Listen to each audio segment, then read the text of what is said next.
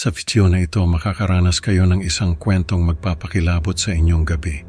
Isang batang lalaki ang makakarinig ng kakaibang boses at makakakita ng isang batang babae na duguan ng mukha. Isang pangitain na magpapagulo sa kanyang isipan at magdudulot ng walang katapusang bangungot. Habang sinusubukan niyang alamin ang pinagmulan ng boses at ang misteryo sa likod ng batang babae, mas lalo siyang mababaon sa takot at pag-aalinlangan. Panoorin niyo hanggang dulo para malaman kung paano niya haharapin ang mga nakakakilabot na pangyayari sa kanyang buhay. Hello po sa lahat ng nakikinig.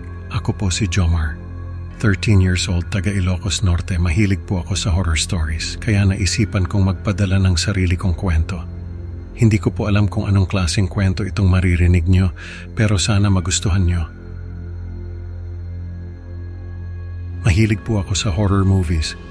Kahit na bata pa lang ako, mahilig na talaga ako sa mga nakakatakot na palabas. Kahit na minsan hindi ko maintindihan yung mga sinasabi ng mga characters. Basta may nakakatakot na eksena, ayos na sa akin yon.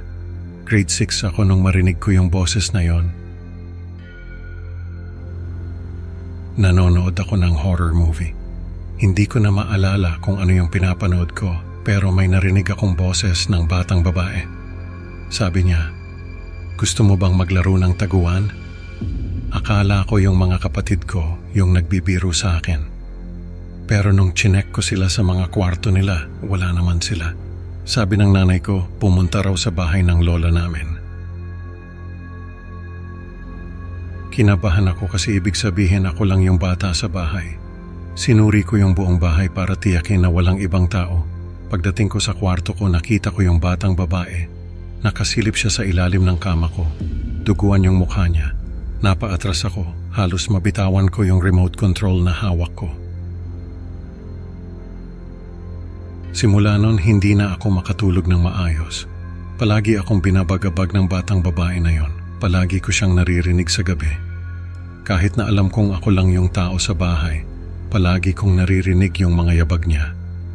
Isang beses, naglalaro kami ng taguan ng mga kalaro ko. Gabi na yon, pero hindi pa ako pinapapasok ng nanay ko. Nagtago ako sa ilalim ng deck ng kapitbahay namin. Nakita ko na naman yung batang babae. Nakasilip siya sa akin. Tumakbo ako pabalik sa bahay. Hingal na hingal ako, pawis na pawis. Nawalan ako ng malay.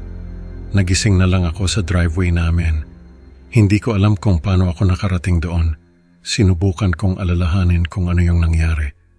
Pero wala akong maalala. Nagkaroon ako ng paulit-ulit na bangungot. Palagi ko na lang napapanaginipan yung batang babae na yon. Sa bawat panaginip ko, mas nagiging nakakatakot siya. Palagi ko siyang nakikita sa mga panaginip ko. Palagi rin may mga tunog na naririnig ko na parang may naglalakad sa paligid ko. Sa isang panaginip ko, nakita ko yung batang babae. Nasa isang madilim na lugar ako. Narinig ko na naman yung boses ng batang babae. Sabi niya, "The Quiet Game." Nasa paligid ko lang yung boses niya. Hindi ko alam kung saan siya nanggagaling. Narinig ko yung mga bulong at iyak ng batang babae. Nagsusumamo siya na huwag siyang saktan. Tapos nakita ko yung isang eksena. May lalaking nakatayo sa harap ko. Tapos may batang babae na nakaluhod sa harap niya. Yung lalaki, sinasaktan yung batang babae. Tapos sabi niya, "Let's play the quiet game." Naramdaman ko yung sakit na nararamdaman ng batang babae. Parang ako mismo yung sinasaktan ng lalaki. Nagising ako sa panaginip na yon. Nahulog ako sa sahig. Hindi ko alam kung panaginip pa rin ba yon o totoo na. Sa huli nagdesisyon ako na huwag nang matulog.